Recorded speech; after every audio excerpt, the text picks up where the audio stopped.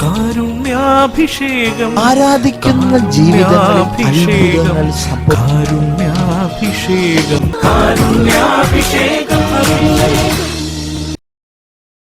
ഈശോയിൽ ഏറ്റവും പ്രിയമുള്ള ദൈവമക്കളെ, നമ്മുടെ ജീവിതത്തിൽ വിവിധ മേഖലകളിൽ പ്രവർത്തിക്കുന്ന മക്കളിൽ നാം അറിയാതെ ചിലപ്പോൾ നമ്മെ അസ്വസ്ഥപ്പെടുത്തുന്ന ഒരു കാര്യം ഇതാണ് അസൂയ എന്നുള്ളത്. ഇത് ശുശ്രൂഷ മേഖലയിലുമുണ്ട്, മറ്റെല്ലാ മേഖലയിലും ഈ അസൂയ അത് മനുഷ്യരെ കാർന്നു തിന്നുന്ന ഒരു വലിയൊരു അവസ്ഥയാണ്. വിശുദ്ധ ഗ്രന്ഥത്തിൽ ശുശ്രൂഷയിൽ ഒരു അസ്വസ്ഥതയെ സൂചിപ്പിക്കുന്നൊരു ഭാഗമുണ്ട്. എൽദാദ് മെദാദ് എന്ന് പറയുന്ന രണ്ട് വ്യക്തികൾക്ക് ദൈവത്തിൻ്റെ ഒരു പ്രത്യേക ചൈതന്യം ഇവർക്ക് ലഭിക്കുകയാണ്. ഈ രണ്ട് പേർക്കും ഈ ചൈതന്യം ലഭിക്കുക മറ്റുള്ളവർക്ക് അതൊരു അസൂയയ്ക്ക് കാരണമായി എന്നുള്ളതാണ്. ദൈവം മോശയോട് പറഞ്ഞ് 70 പേരെ പ്രത്യേകം തിരഞ്ഞെടുത്ത് കൂടാരത്തിലേക്ക് കൊണ്ടുവരുവാൻ പറഞ്ഞ് ദൈവം മോശയ്ക്ക് കൊടുത്തതിൻ്റെ ഒരു ഓഹരി ഇവർക്ക് കൊടുക്കുവാനായിരുന്നു. അതിൽ 68 പേര് അതിൽ പങ്കെടുത്തു. പക്ഷെ 2 പേര് വീട്ടിലിരുന്നു.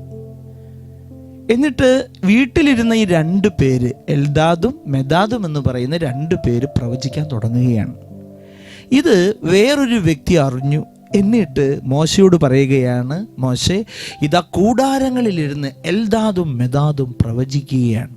ഇത് കേട്ടപ്പോൾ അവിടുത്തെ വേറെ ഒരു ശുശ്രൂഷകൻ അവൻ ഓടിച്ചെന്ന് ഈ മോശയോട് പറയുകയാണ്, പ്രഭു, നൂനിൻ്റെ മകനായ മോശയുടെ തിരഞ്ഞെടുക്കപ്പെട്ട ശുശ്രൂഷകളിൽ ഒരുവനായ ജോഷുവ പറഞ്ഞു, പ്രഭു, അവരെ വിലക്കുക.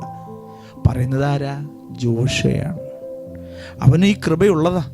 പക്ഷെ ആ ജോഷുവ പോലും മോശയുടെ ചൈതന്യത്തിൽ നിന്ന് ഒരു ഓഹരി മറ്റുള്ളവർക്ക് കിട്ടിയത് അത് ഉൾക്കൊള്ളുവാനും മനസ്സിലാക്കാനും പറ്റാതെ ജോഷുവ മോശയെ ഓർമ്മപ്പെടുത്തുകയാണ്, അവരെ വിലക്കുക.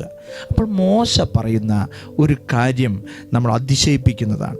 മോശ ജോഷുവയോട് പറഞ്ഞു, എന്നെ പ്രതി നീ എന്തിന് അസൂയപ്പെടുന്നു? കർത്താവിൻ്റെ ജനം മുഴുവൻ പ്രവാചകന്മാരാവുകയും അവിടുന്ന് തൻ്റെ ആത്മാവിനെ അവർക്ക് നൽകുകയും ചെയ്തിരുന്നുവെങ്കിൽ എന്ന് ഞാൻ ആശിക്കുന്നു. പ്രിയമുള്ളവരെ, ഇത് ഒരു ശുശ്രൂഷകൻ്റെ വലിയ ഒരു ദൗത്യം ഇവിടെ പ്രകടമാക്കുകയാണ്. നമ്മുടെ ജീവിതത്തിലും ശുശ്രൂഷയിലും എല്ലാം നമ്മെ ബാധിക്കുന്ന ഒരു തിന്മയാണ് ഞാൻ മാത്രം മതി, എന്നെക്കാളും മികച്ച ആരും പോകേണ്ട, അല്ലെങ്കിൽ മറ്റുള്ളവരാരെങ്കിലും എന്നോടൊപ്പം എത്തിക്കഴിഞ്ഞാൽ ഒരു സങ്കടം, സന്തോഷിക്കാൻ പറ്റുന്നില്ല. ഇതെല്ലാവരുടെയും ജീവിതത്തിലുണ്ട്. അനിയൻ വിവാഹം കഴിച്ചു, അപ്പോൾ ചേട്ടത്തിയേക്കാളും സൗന്ദര്യമുള്ളൊരു അനിയത്തി വന്നാൽ ചേട്ടത്തിക്കൊരു വിഷമം.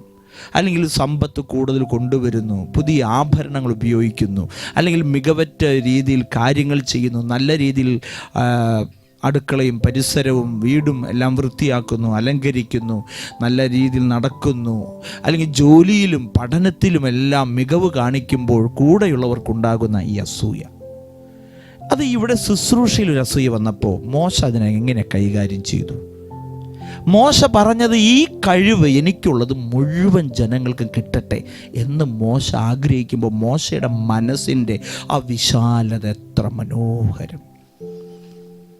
സുഭാഷിതത്തിൻ്റെ പുസ്തകം 14-ാം അധ്യായം 30-ാമത്തെ വാക്യത്തിൽ പറയുന്നുണ്ട്, അസൂയ അസ്ഥികളെ ജീർണിപ്പിക്കും. ഇന്ന് ഒരുപാട് ജീർണതയുള്ള മനുഷ്യർ നമ്മുടെ സമൂഹത്തിലുണ്ട്. മനോഹരമായ വസ്ത്രം ധരിച്ചാലും ഉള്ളിൽ അസൂയയുടെ ജീർണത. വീണ്ടും പ്രഭാഷകൻ്റെ പുസ്തകം 30:24 പറയാണ്, അസൂയയും കോപവും ജീവിതത്തെ വെട്ടിച്ചുരുക്കുന്നു. അപ്പം അസൂയയും കോപവും ജീവിതത്തെ വെട്ടിച്ചുരുക്കുന്നു. മോശ എന്ത് ചെയ്യുന്നറിയോ? മോശ ആഗ്രഹിച്ച എല്ലാവർക്കും ഈ അനുഗ്രഹം കിട്ടാൻ. അതുപോലെ കൃപയുള്ള ജോഷ പറയുന്നു അതിനെന്ന് വിലക്കാൻ. ഇത് നമ്മൾ മനസ്സിലാക്കുക, അസൂയ നമ്മളെ കാർന്നു തിന്നുന്ന ഒരു തിന്മയാണ്. ആ തിന്മ നമ്മളെ ഉപദ്രവിക്കാതിരിക്കാൻ നമുക്ക് പ്രാർത്ഥിക്കാം. കർത്താവായ ഈശോയെ, ഈ ശുശ്രൂഷയിൽ ഞങ്ങൾ പ്രത്യേകം പ്രാർത്ഥിക്കുകയാണ്. ഞങ്ങളുടെ ജീവിതത്തെ നശിപ്പിക്കുന്നൊരു അസൂയ, ആരെങ്കിലും നല്ലവരാണ്, നന്മ ചെയ്യുന്നു, ഞങ്ങളെക്കാൾ മികവുള്ളവരാണ്, കഴിവുള്ളവരാണ്, എല്ലാം ഭംഗിയായി ചെയ്യുന്നു കാണുമ്പോൾ സന്തോഷിക്കാൻ പറ്റാത്തൊരവസ്ഥ, സമാധാനം നഷ്ടപ്പെടുന്ന അവസ്ഥ. ഞങ്ങളുടെ മക്കളെക്കാളും മറ്റുള്ളവർ ഉയർന്നു വരുന്നത് കാണുമ്പോൾ അതും ഒരു അസൂയ. ഞങ്ങൾക്ക് ആർക്കെങ്കിലും അങ്ങനെ അസൂയ ഉണ്ടെങ്കിൽ കർത്താവെ, ഈ ശുശ്രൂഷയിൽ ആ അസൂയ പൂർണ്ണമായിട്ട് വിട്ടുമാറാൻ ഒരു ദൈവാനുഗ്രഹവും ദൈവകൃപയും ഞങ്ങൾക്ക് നൽകണമെന്ന് താഴ്മയോടെ പ്രാർത്ഥിക്കുന്നു. ഹൃദയ കോവിലിന്നു നാഥൻ വന്നിടും നേരം ഹൃദയ നോവുകളൊക്കെ ഞാൻ പങ്കുവച്ചിടും. അരികിലരികിൽ നാഥനരികിൽ ഞാനിരുന്നിടും. അതുല സ്നേഹം ഒഴിയുമാ തിരുമൊഴികൾ കേട്ടിടും. ഹൃദയ കോവിലിന്നു നാഥൻ വന്നിടും നേരം ഹൃദയ നോവുകളൊക്കെ ഞാൻ പങ്കുവച്ചിടും.